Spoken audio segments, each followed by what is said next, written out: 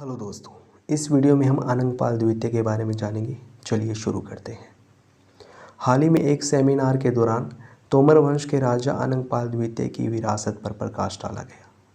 अनंगपाल द्वितीय तोमर राजवंश से संबंधित थे।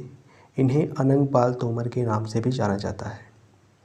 उन्होंने दिल्ली का पुरी की स्थापना की थी, जिसे आज दिल्ली के नाम से जाना जाता है। कुतुब मीनार के निकट स्थित मस्जिद कुतुल इस्लाम के लौह स्तंभ पर दिल्ली के प्रारंभिक इतिहास के बारे में साक्ष्यांकित है। अनंगपाल तोमर 8वीं से 12वीं शताब्दी के बीच वर्तमान दिल्ली और हरियाणा के शासक थे। उन्होंने शहर का निर्माण खंडहरों से किया तथा उनकी निगरानी में ही अनंगताल बावली और लालकोट का निर्माण किया गया। अनंगपाल द्वितीय के बाद उनका पोता पृथ्वीराज चौहान शासक बना। 1192 में त्राइन का युद्ध हुआ था। त्राइन का दूसरा युद्ध जो कि हरियाणा में लड़ा गया था पृथ्वीराज चौहान और मोहम्मद गौरी के बीच। इस युद्ध में पृथ्वीराज चौहान हार गया था।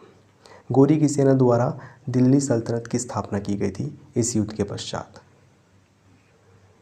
तोमर वंश उत्तरी भारत के प्रारंभिक मध्य युग के लघु शासक वंशों में से एक है। चारण परंपरा के अनुसार यह वंश 36 राजपूत वर्गों में से एक है। इस वंश का उल्लेख अनंगपाल के शासन और 1164 में चौहान अर्थात चाहमान साम्राज्य में दिल्ली के विलय तक की अवधि के बीच मिलता है। हालांकि बाद में दिल्ली निर्णायक रूप से चौहान साम्राज्य का हिस्सा बन गई। आइए इससे संबंधित प्रश्न देख लेते हैं। प्रश्न है, निम्नलिखित कथनों पर विचार कीजिए। पहला कथन, अनंगपाल द्वितीय कुषाण वंश से संबंधित था।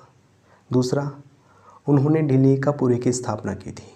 तीसरा, 1192 में त्राइन की द्वितीय युद्ध में पृथ्वीराज चौहान की पराजय के बाद गौरी की सेना द्वारा दिल्ली सल्तनत की स्थापना की गई। उपयुक्त कथनों में से कौन सा ऐसे सही है? यहाँ ऑप्शन है केवल एक, केवल दो, दो और तीन दोनों, या फिर इनमें से कोई नहीं। इसका सही जवाब ऑप्शन सी है, यानी कि दूसरा और तीसरा कथन सही है। अनंगपाल द्वितीय कुषाण वंश का नहीं बल्कि चौहान वंश का शासक था, तोमर वंश का शासक था, इसलिए पहला कथन गलत हो जाता है।